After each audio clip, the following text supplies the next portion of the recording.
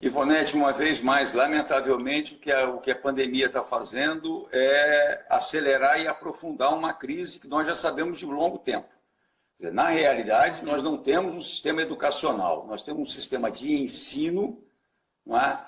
Que é aprisionado por grades curriculares e que é preso por calendários acadêmicos, calendários escolares ou calendários acadêmicos.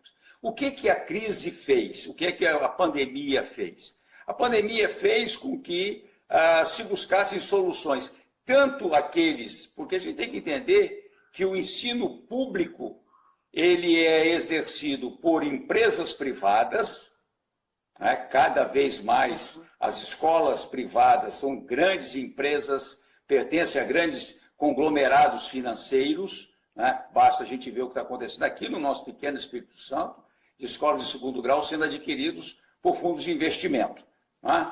Mas ela também, o ensino público também, uma parte dela é gerido por entidades governamentais, né? Pelos governos municipais, estaduais e federal. E nós sabemos que já de muito tempo que esse sistema não é adequado à nossa realidade. Ele não é adequado à nossa realidade porque ele é como se fosse uma linha de montagem, e ele é uma linha de montagem para um mundo que não existe, um mercado de trabalho que não existe, né? Uma sociedade que não existe mais.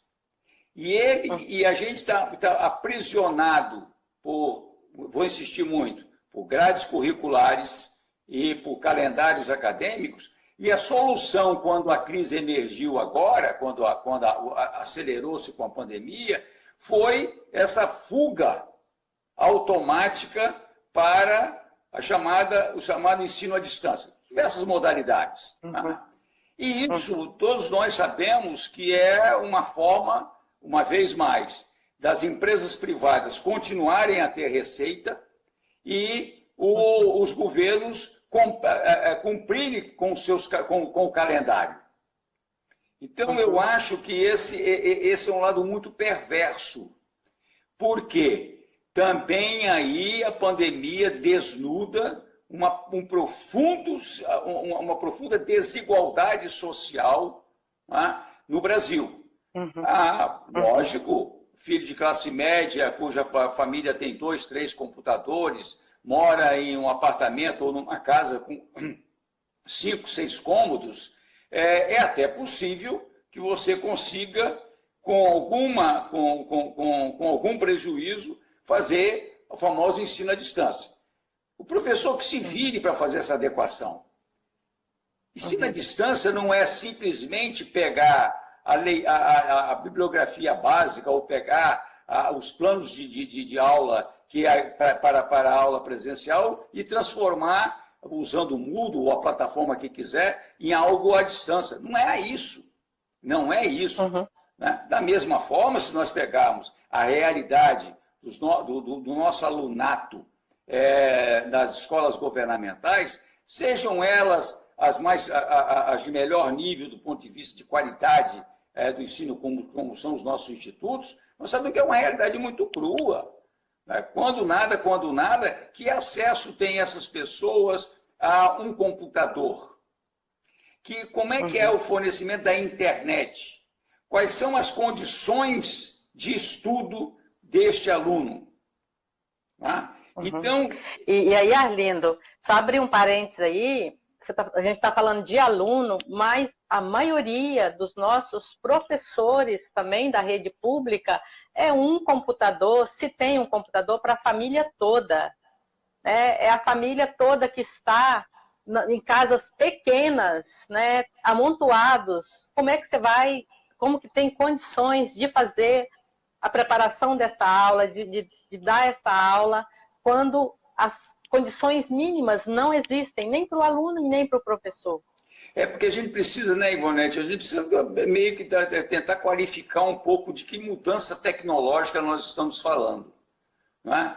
Porque muitas vezes tem muita gente porque frequentou escola lá na década de 50, acha que preparar uma aula é preparar aquelas fichinhas que os nossos professores usavam, né? Essas fichas que os professores usavam, alguns escreviam no quadro, outros botavam até alguns quadros mais bonitos, ou mapas, etc., foi substituído pelo retroprojetor. Que for o retroprojetor, eu transformava a fichinha numa transparência e aí eu interagia. Nós estamos falando de uma coisa completamente diferente. O que a tecnologia, o que as tecnologias da informação e das comunicações nos propiciam é um outro patamar no processo de aprendizagem, no processo de compartilhamento. E nós não podemos jogar isto fora.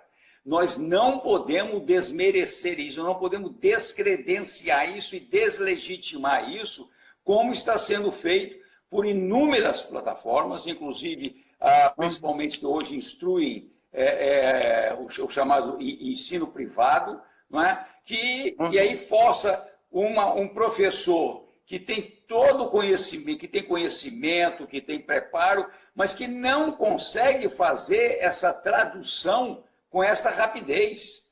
Não é uma questão de pegar uma aula presencial e transformá-la numa aula à distância.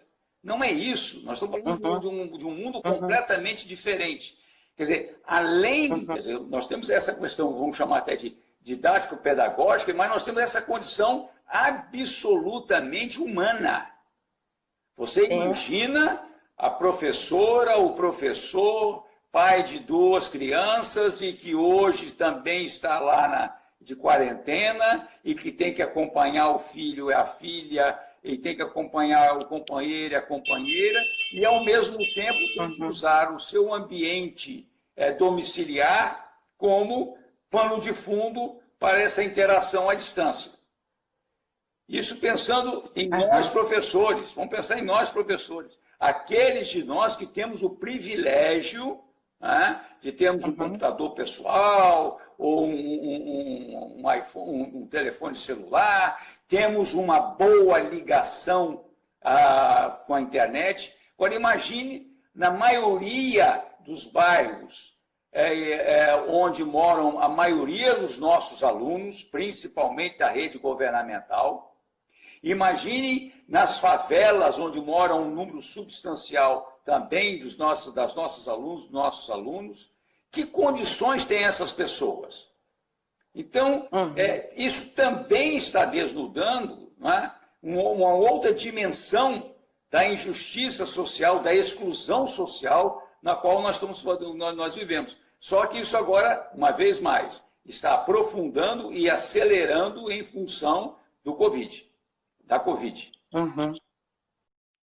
Tem a participação aqui da Márcia, que está dizendo que mesmo os que têm o ensino à distância não conseguem se manter com o distanciamento total do professor, porque os alunos precisam esse contato.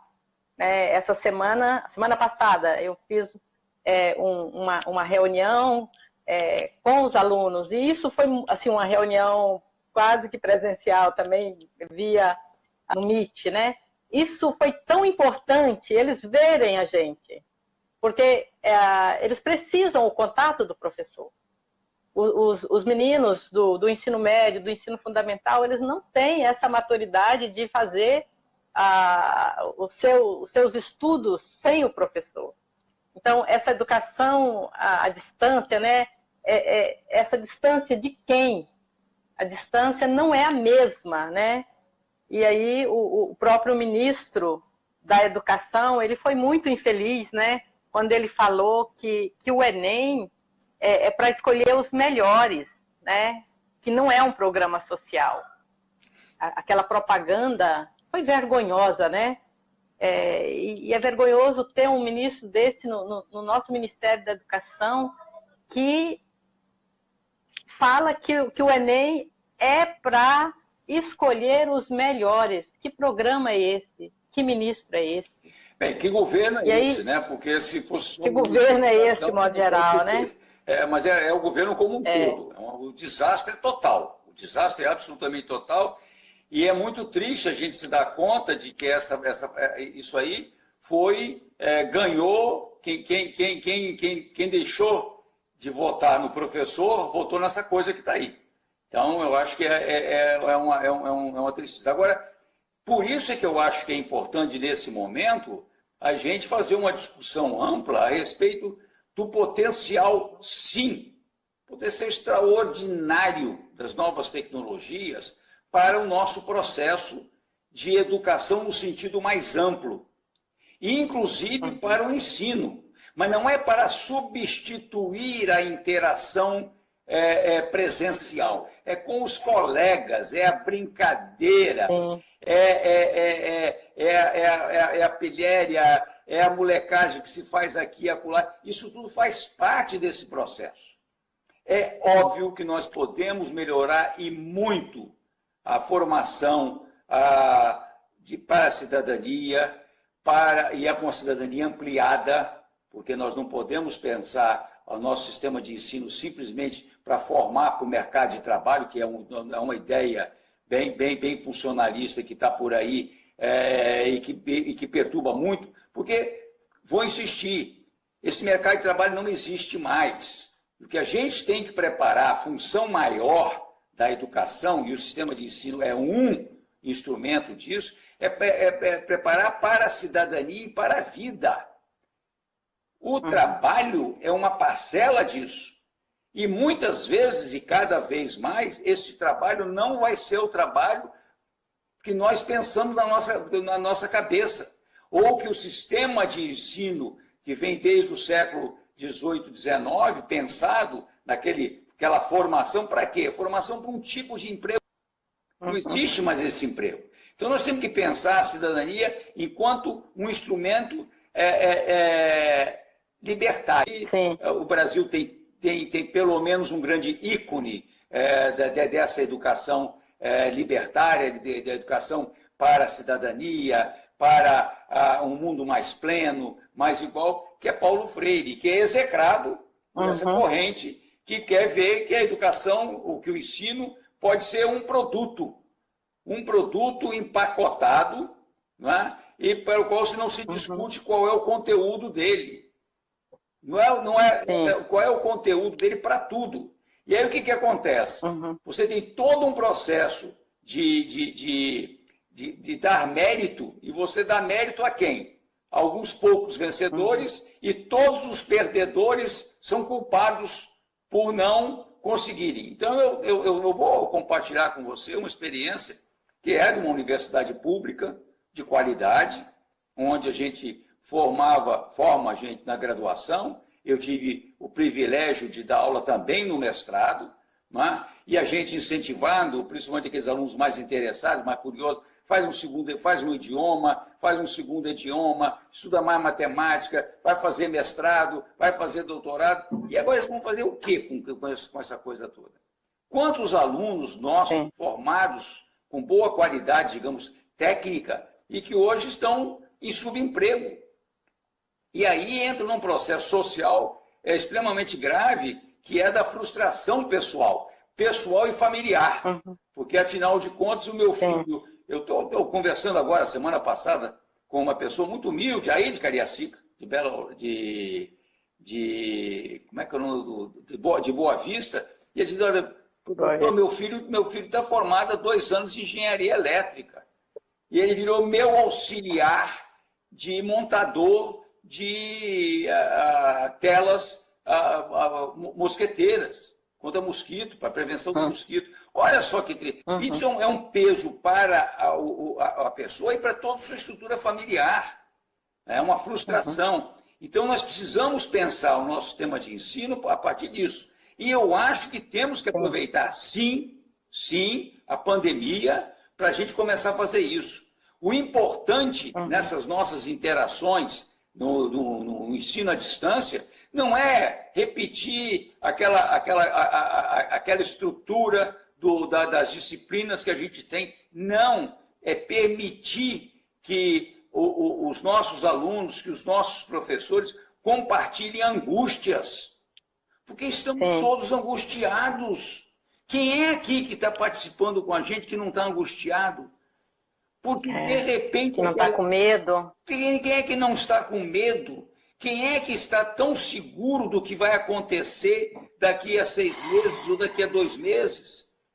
Nem as nossas estatísticas estão conseguindo dar conta, por quê? Por conta do comportamento irresponsável do governo federal, que tem seguidores irresponsáveis e indivíduos que não acreditam na pandemia e que continuam circulando pelas ruas e fazendo festas, indo à praia, etc., colocando todo mundo em risco.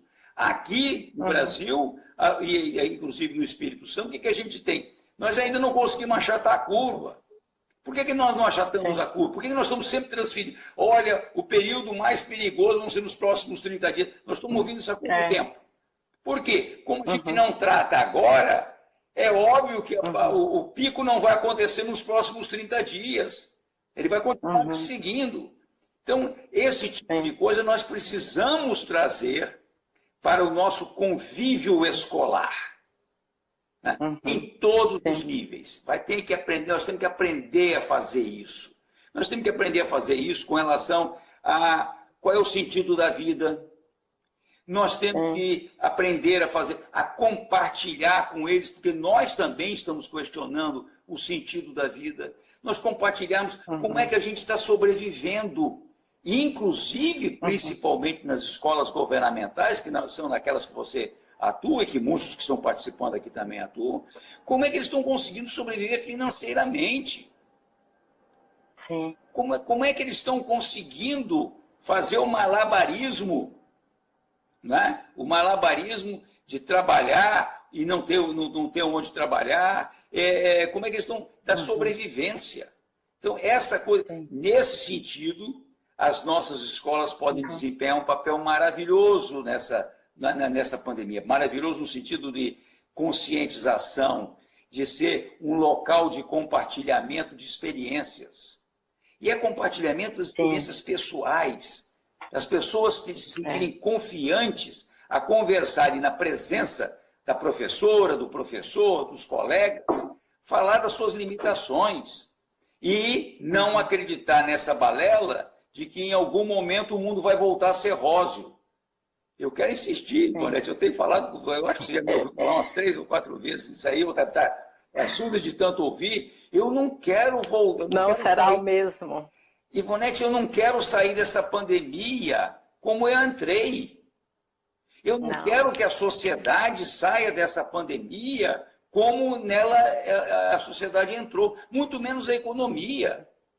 Eu não quero ver uma economia que é dominada por meia dúzia de 5 ou 6 ricaços em nível mundial e que controlam todo o sistema produtivo.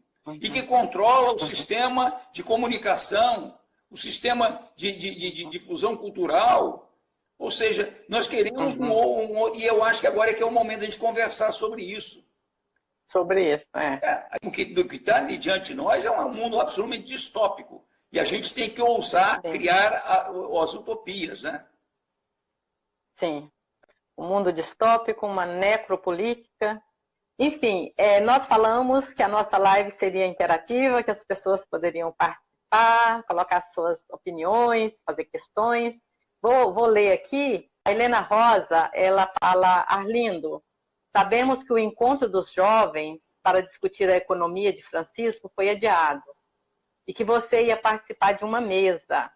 Pode adiantar algum aspecto, sobretudo sobre a educação? Como gerir saúde e educação numa nova economia? Eu vou falar,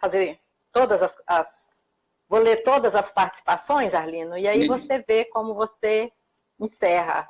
Lembrando, gente, que nós não temos a pretensão de encerrar nessa live o assunto, tá? Nós estamos fazendo uma conversa inicial e na quarta-feira daremos continuidade.